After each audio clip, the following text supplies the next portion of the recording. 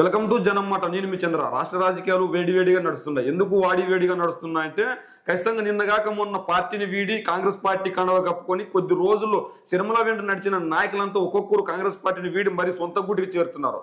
అందులో ప్రముఖంగా చెప్పుకోదగిన నాయకుడు ఎవరంటే మంగళగిరి ఎమ్మెల్యే ఆళ్ల రామకృష్ణారెడ్డి గారు.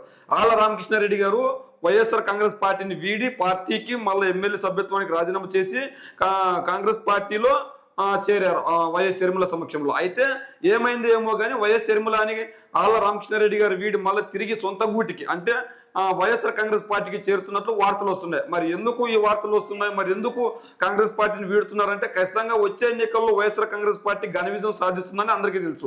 ఈ నేపథ్యంలో ఆళ్ల రామకృష్ణారెడ్డి గారు మరీ సొంత గూటికి వస్తున్నట్లు తెలుస్తుంది. మరి ఏదేమైనప్పటికీ ఆళ్ల రామకృష్ణారెడ్డి గారు కనుక మళ్ళీ తిరిగి వస్తే మంగళగిరి నియోజకవర్గంలో 2014 ఎన్నికల్లో కావచ్చు, 2019 ఎన్నికల్లో కావచ్చు విజయం సాధించారు ఆళ్ల రామకృష్ణారెడ్డి గారు. అంటే మంగళగిరి నియోజకవర్గం టికెట్ కూడా 2024 ఎన్నికల్లో ఆశించారు.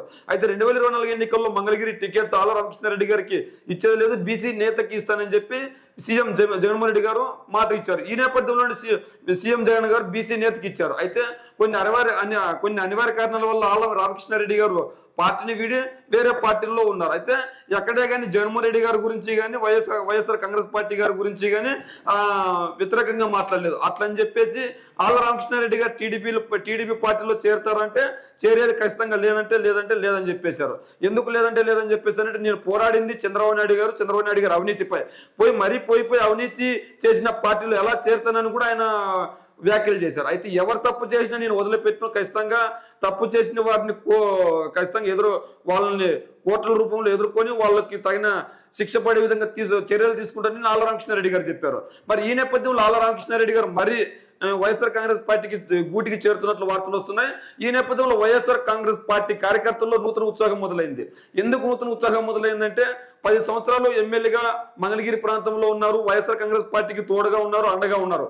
ఈ నేపథ్యంలో వైఎస్ఆర్ కాంగ్రెస్ పార్టీకి ఆళ్ల రామకృష్ణారెడ్డి గారిని కనుక మళ్ళా వస్తే నారా లోకేష్ గారిని మళ్ళా ఓడించడం ఖచ్చితం అని చెప్తున్నారు. ఎందుకంటే 2014 ఎన్నికల్లో స్వల్ప మెజార్టీ అంటే అంత స్వల్ప మెజార్టీతో గెలిచిన ఆళ్ల రామకృష్ణారెడ్డి గారు టీడీపీ యువన అక్కడ నారా లోకేష్ పై భారీ మెజార్టీతో గెలిచారు. మరి భారీ మెజార్టీతో గెలిచిన ఆళ్ల రామకృష్ణారెడ్డి కనుక మళ్ళా వస్తే మంగళగిరి నియోజకవర్గంలో ఏం జరుగుతుంది, ఏం కథ, ఏ ఓటర్ ఎక్కడ ఉన్నారు, ఎక్కడ అభివృద్ధి కార్యక్రమాలు చేశారు, ఆ కార్యక్రమాలన్నీ చూపించి మళ్ళీ ప్రజలను ఓట్లు అడిగే పరిస్థితి ఉంటుందని ఆళ్ల రామకృష్ణారెడ్డి గారు రావడంతో వైఎస్ఆర్ కాంగ్రెస్ పార్టీ కార్యకర్తలు నూతన ఉత్సాహం మొదలైంది.